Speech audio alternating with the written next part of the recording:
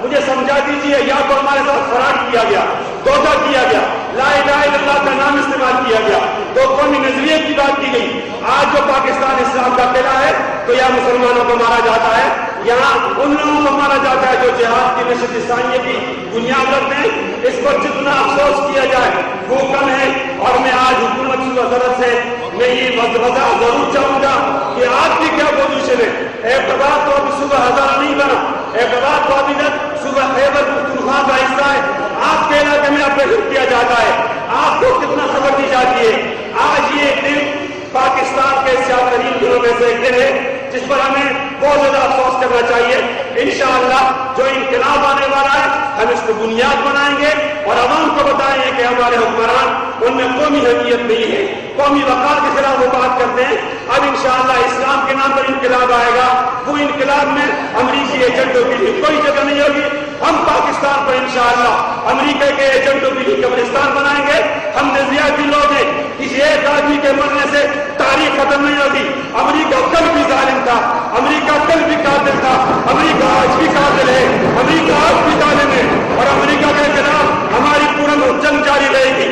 اس وقت تک یہ جنگ جاری رہے گی جب انشاءاللہ العزیز امریکہ کے ٹکڑے ٹکڑے ہو جائیں گے کہ ٹھیک ہے میرے پاس بندوق نہیں ہے، کہ ٹھیک ہے میرے پاس فوج نہیں ہے، کہ ٹھیک ہے میرے پاس کلاشنکوف نہیں ہے، لیکن میں ایک سینہ رکھتا ہوں، شاملی کے مجاہدین کے بیٹے کا سینہ، علماء دیوبند کے بیٹے کا سینہ، اور آزادی کی تاریخ چلانے والا سینہ جو ان کی گولیوں کو ٹھنڈا کرنا چاہتی ہے۔ ہم بغاوت نہیں کرتے، ہم آئین مانتے ہیں، ہم ادارے مانتے ہیں، ایک پاکستان کی آزادی خود مختاری کی بات کرتے ہیں۔ ہم فلور پر کہہ دینا چاہتے ہیں آپ اپنے کلاشنکوف گن کے رکھو، اپنی گولیاں گن کے رکھو، ہم بھی اسلام پر مرنے مٹنے والوں کے سینوں کو گن کر رکھتے ہیں۔ اللہ حاضر ہے، اللہ ناظر ہے۔ جناب اسپیکر، ان کے کلاشن، ان کی گولیاں ختم ہو جائیں گی اور اسلام کے نام پر مرنے مٹنے والوں کے سینے ختم نہیں ہو گئے انشاءاللہ۔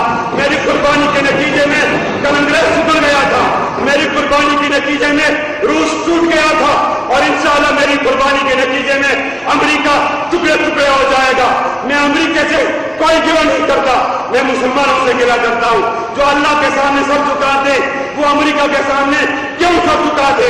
آج ان کی مناجات سامنے آ گئی ہے، آج پوری قوم غمزدہ ہے، پورے اسلامیان دنیا کے وہ غمزدہ ہے، اور یہاں کچھ لوگ خوش ہو رہے ہیں۔ مجھے ان کا بہت زیادہ افسوس ہے، اور میں یہ عرض کرتا ہوں جناب اسپیکر، آخر میں وہ چلو اچھا ہوا اپنوں میں کوئی غیر تو نکلا، چلو اچھا ہوا اپنوں میں کوئی غیر تو نکلا، اگر ہوتے سبھی اپنے تو بیگانے کہاں جاتے، چلو اچھا ہوا کام آ گئی دیوانگی اپنی، وگرنہ ہم زمانے بھر کو سمجھانے کہاں جاتے۔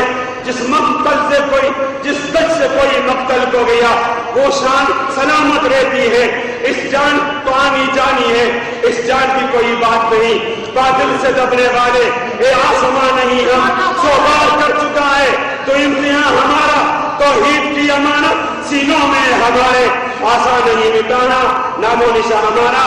جناب اسپیکر آپ کو بہت شکریہ۔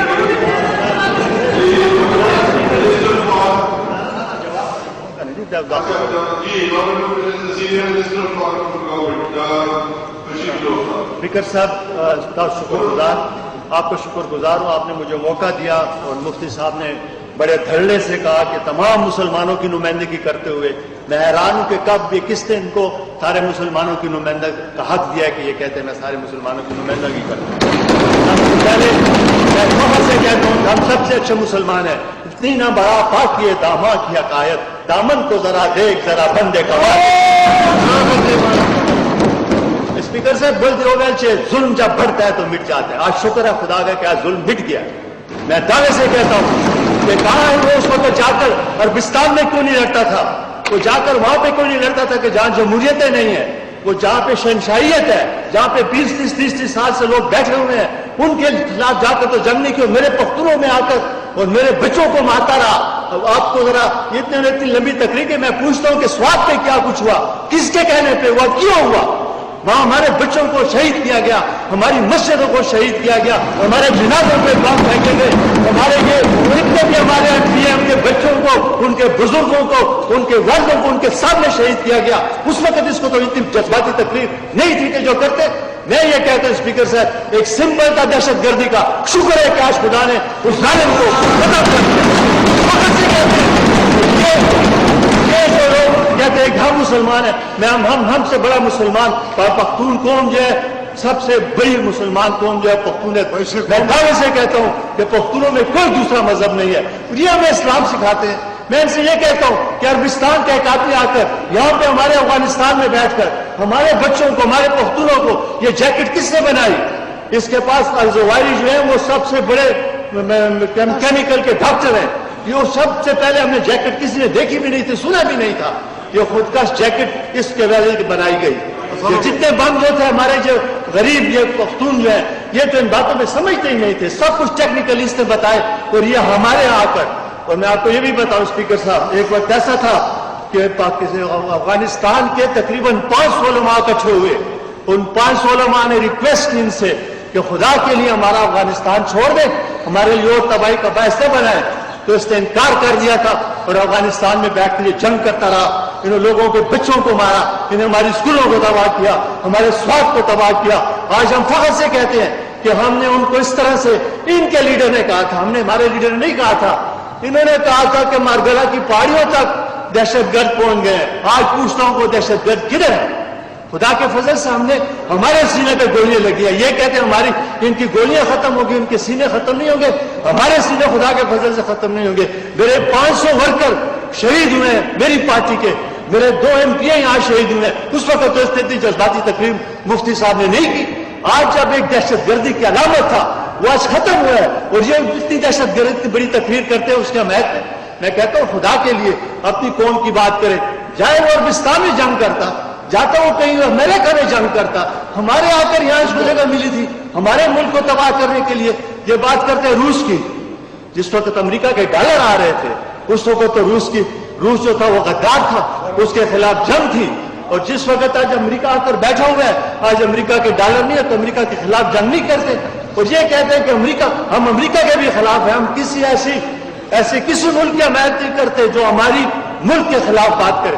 آپ کو یاد ہوگا امریکہ نے کہا تھا کہ ہم جو شریعت نہیں مانتے, جو ہم نے سوات میں نافذ کرنی تھی نظام عدل, ہم اس وقت اسٹینڈ ہم نے لیا.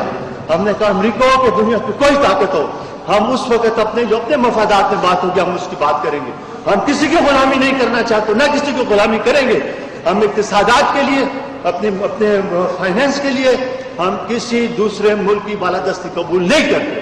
ہم اپنے ملک کی بیٹی کی بات کرتے ہیں, اپنے پختونوں کی بات کرتے ہیں, اپنے علاقے کی بات کرتے ہیں. یہ جو مینا بازار میں میرے 120 لوگ شہید ہوئے تھے, اس وقت جب عورتیں, میں آپ کو کیا بتاؤں, جب میں وہاں پہنچا تو میری مائیں بہنیں ننگی پڑی ہوئی تھی, اس کے اوپر ہم نے بوریاں ڈالی. اس وقت تو مفتی صاحب نے کوئی تقریر نہیں کی کہ یہ بچوں کو, یہ بوڑھوں کو کیوں مارا گیا.